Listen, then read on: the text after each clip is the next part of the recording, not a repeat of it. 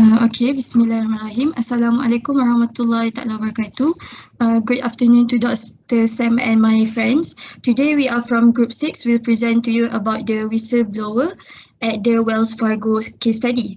So the meaning of whistleblower is a person in the company who expose information or activity that are illegal in the company. So the agenda will start with the summary of the case, answer for the question, Islamic perspective, and lastly the conclusion. So after the presentation, there will be a Q&A sessions. So I will pass next to the next presenter. Alright, thank you, Hazira. My name is Nur Ain Farisya binti Muhamad Izhar, and now I will explain about the case summary. So in 2017, the largest award ever handed out to an individual through the whistleblowing program at the Occupational Safety and Health Administration (OSHA). The award is $5.4 million and won by an unnamed manager of Wells Fargo, a company major in banking and financial services at San Francisco. So the unnamed manager had contacted a bank ethics hotline and notified his superiors that he suspected fraudulent business practices were being conducted at the company. So hundreds of thousands of bank accounts and credit card accounts were set up on behalf of customers without their knowledge or consent. The employee who won the $5.4 million award unfortunately had to wait six years for the judgment because OSHA has a backlog of similar cases. It has been ruled that Wells Fargo must rehire him. However, there is no word on whether he has accepted a position at the company. So that's all for the case summary. I pass to the next presenter. Okay, thank you, Ain Farisya. Next, I'll proceed with the first question of the case study, which is how important are whistleblowing laws for protecting an employee who feels that something is not right?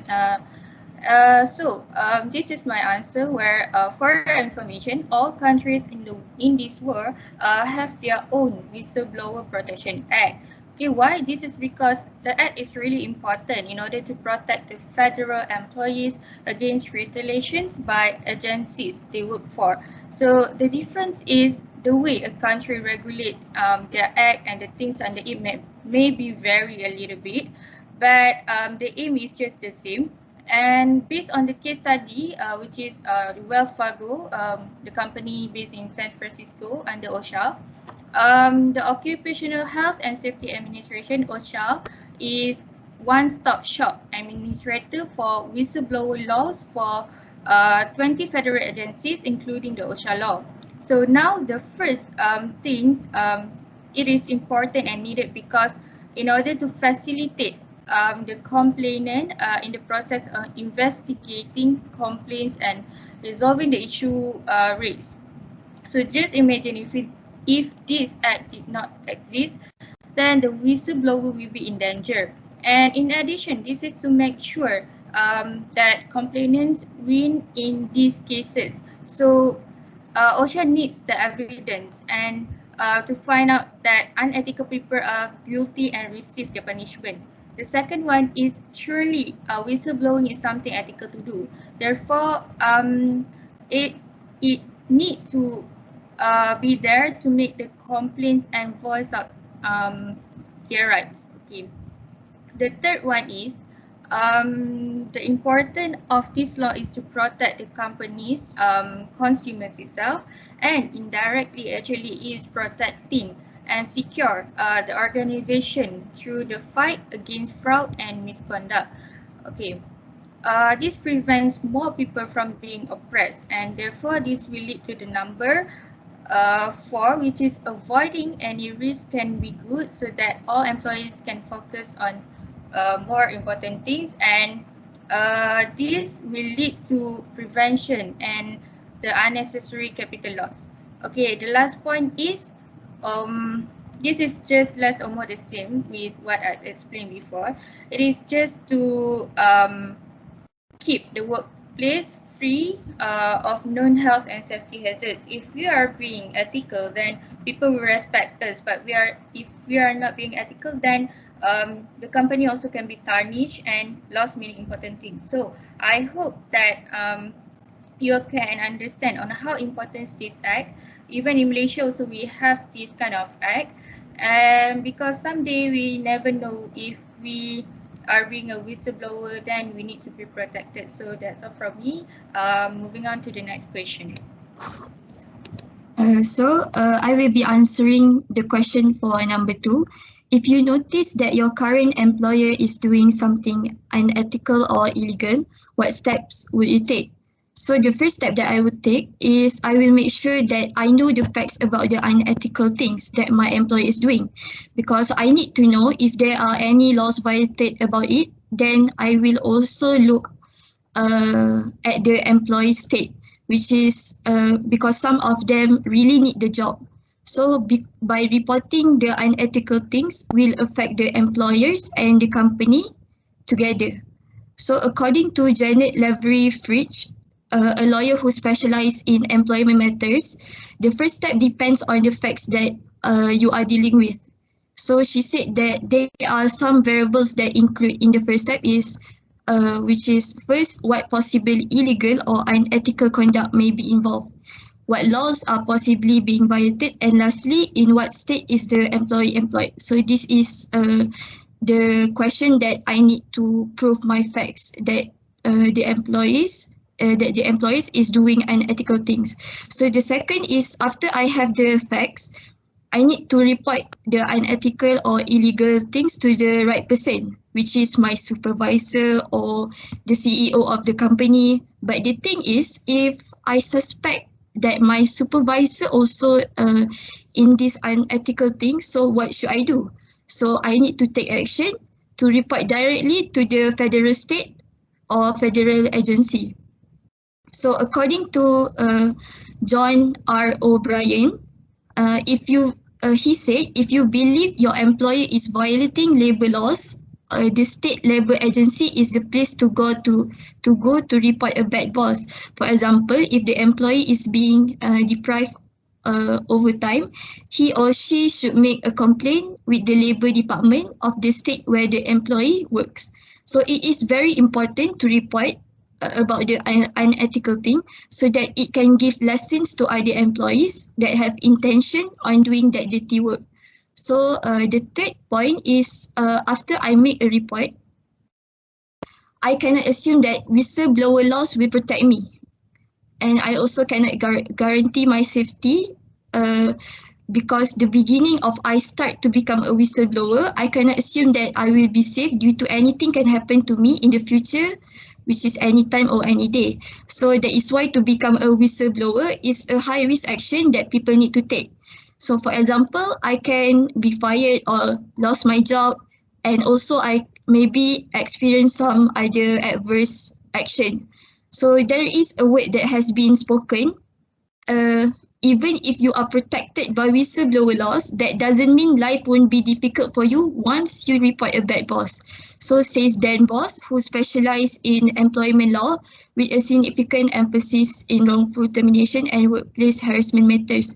So no matter what I do, if I became a whistleblower, I need to make sure that I document all my actions by saving copies of emails and taking notes at meetings. So, and I also cannot blame myself if I cannot fix the situation.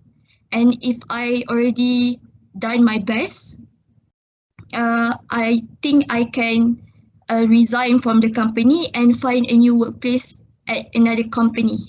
So the last step is I need to avoid toxic workplace, because there are no reason for me to go to work every day and be worried about the things that my boss do and worried that they will call me, thereby putting my own career's future in dangerous state.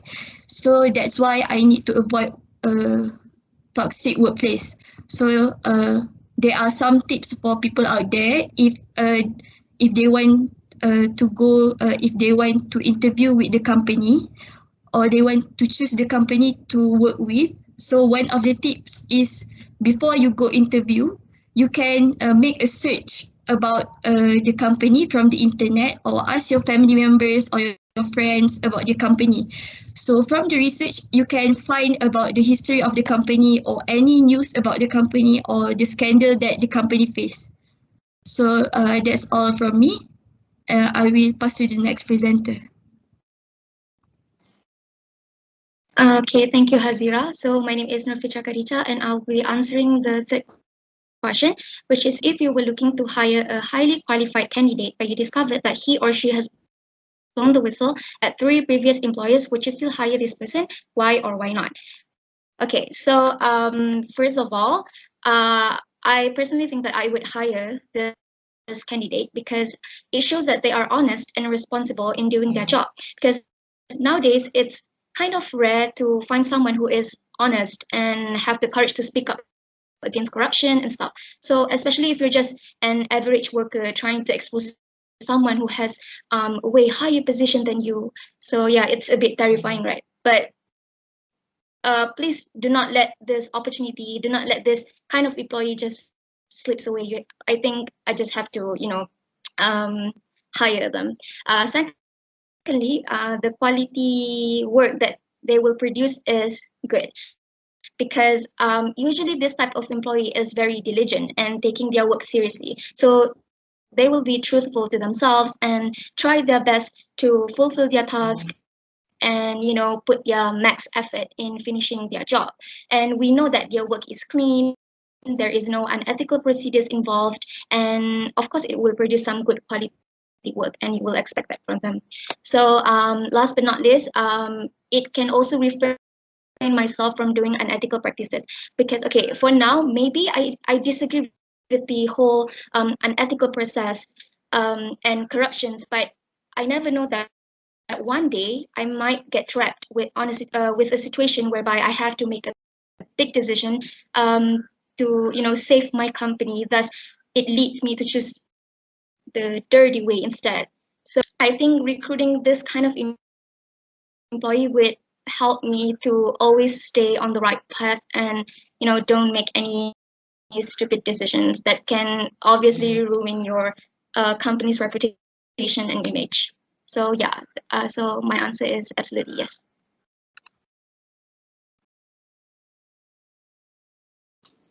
Okay, now it is time for Islamic perspectives. As a Muslim, everything needs to be related to Islam. While working in our job, we should be amanah in doing our responsibilities, no matter as an employer or employee. We do our job for the sake of Allah subhanahu wa ta'ala, so we should be responsible as a good employer or employee that can lead our work on the right path. Don't use or do things that are dirty and unaccepted to achieve success in your job. Everything has its own ways. You just need to show your effort and don't give up. Other than that, we should be an honest person and not get involved with a job that use a way that are prohibited in Islam. Remember, Allah subhanahu wa ta'ala is the one that will give the wealth for you. There will always be another way that can help you to find a source of income. So avoid yourself from working or stay in the wrong job. In another word, amar ma'ruf nahi munkar, enjoining what is right and forbidding what is wrong. That's all for Islamic perspective. We pass to the conclusion. All right, so to conclude this whole presentation, I hope that we can learn from this study that no matter what, please do not ever commit unethical business.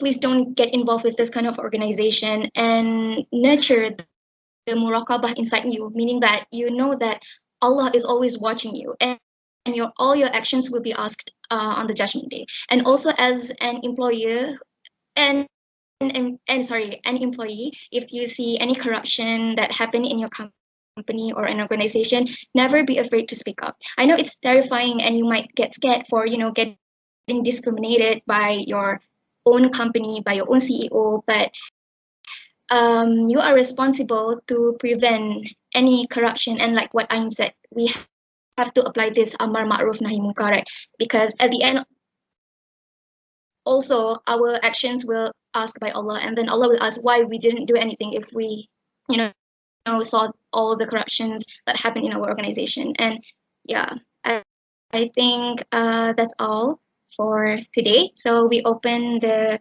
Q&A session. If you have any question, you can just open your mic, or you can just chat. If you can just put your question inside the chat box. I have a question. Can you hear me? Yes, yes. Okay, so I have a problem with Fitrah. I mean, I have a problem with the question 3. So basically, she's saying that if an employee she's about to hire is found out that there's previous whistleblowing cases, and it's 3 times, right? The whistleblowing cases, that she still would take the employee and hire him, right? So I have a question. Okay, if there is previous cases, 3 previous cases of the employee being a whistleblower, doesn't that mean that the problem is with the employee and not with the company? Because 3 times is a lot of time for an employee lah. And also, how do you know that he's a good quality worker and is very diligent because he's able to speak up? Maybe he's a sly person. Maybe he's just good at tricking people or manipulating things. You never know. And also, if come a day where you for the sake of the company, you have to do it the dirty way because it's for the sake of the company. It's the people's livelihood is on your hands, right? So wouldn't that restrict you? Because even if it's the dirty way, then it's the only way to save the company. Wouldn't that person, the whistleblower, restrict you to do that? And there's less flexibility in the company to do that. And that's my question. Okay, thank you.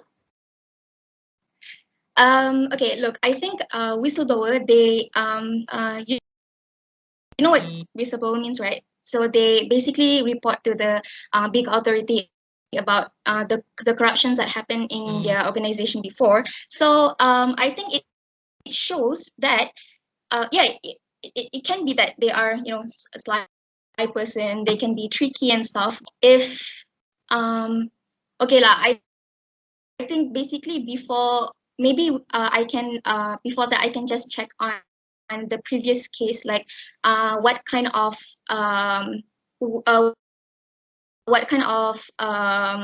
situations that these employee involved, and let's say that it's proven that the whistleblower is right, so why not just hire them? Because you know that they know the corruption that happened in the organization, and they are brave enough to speak up and, you know, to expose all the dirty works from their previous organization. And it just shows that they are very truthful and also honest with their work. And for the last question, okay, maybe they, I'm sorry, what was your last question again? That they can trick me? My last question is that actually there's another 2 more points of that question lah. Is how do you know that person is a quality person? Okay, that your answer, right? The last one is if there is a day where you need to do or you need to where you need to do the dirty stuff lah, because the company's employees is dependent, their livelihood is dependent on your company, right? So there comes a day where you need to do the dirty work, whether you like it or not, and it is a must to do that. Wouldn't the whistleblower become a burden and a restriction to that? I mean to that dirty work lah, when you're going to do it, when you have to do it.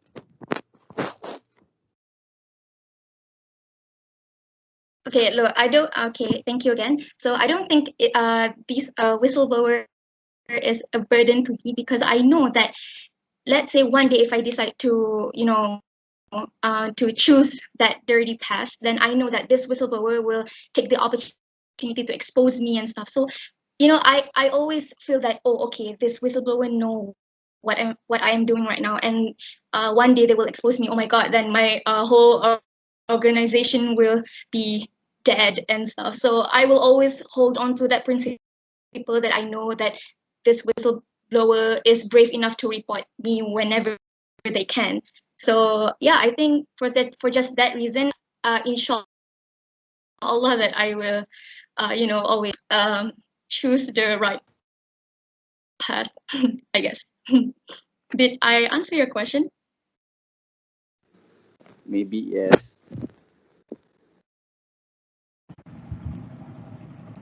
Okay, thank you. Any other questions? My question, please.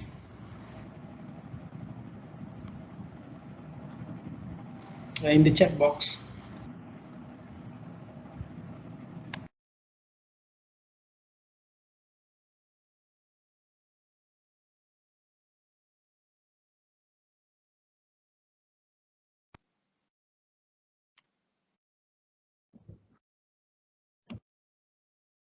Oh, okay. We have a question from Dr. Shamsul. What happens if you discover your boss, who is also the owner of the company, starts to do something dubious? So, any other person want to answer this question? Okay, I will answer the question. Okay, so for my opinion, if I discover that the boss is doing something dubious, I will also report it to the federal agency or state because yeah, I know that my future will be not really good because of I become a whistleblower to the company. But if I'm not start report, then who will be reporting the unethical business that my boss doing? So that's why. So my answer is I will report it to the federal, state, and agency about the unethical business that my boss is doing. Okay, thank you. Just to add some points from Hazira. Okay. Like the case study, one of the person is brave to report of the unethical cases, but then he managed to win the cases and he got $5.4 million. So it is not something like you have to avoid, because there's something good for you in the future. You have to believe in that. Okay, I think that's it.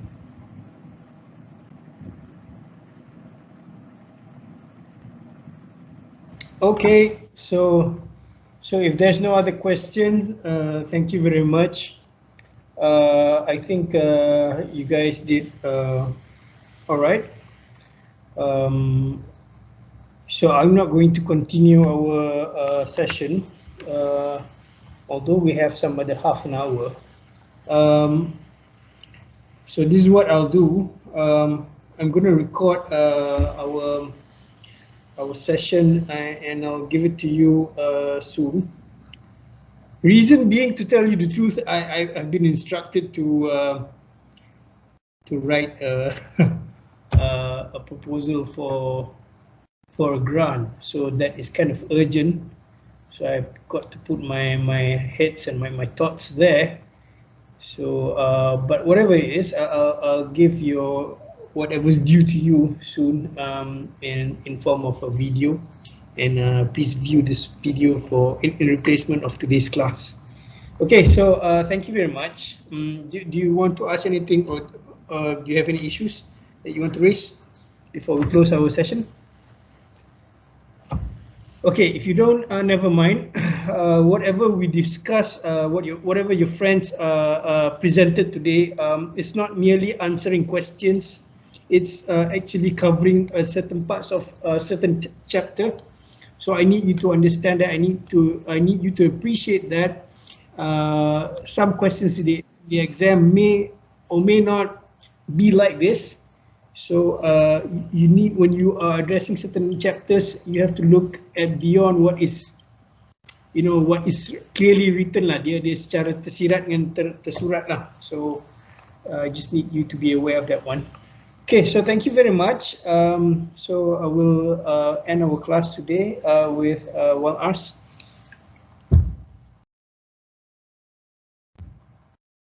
Okay, thank you very much. I'll see you again in our next class.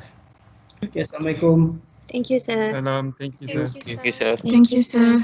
Thank you, sir. Thank you, sir.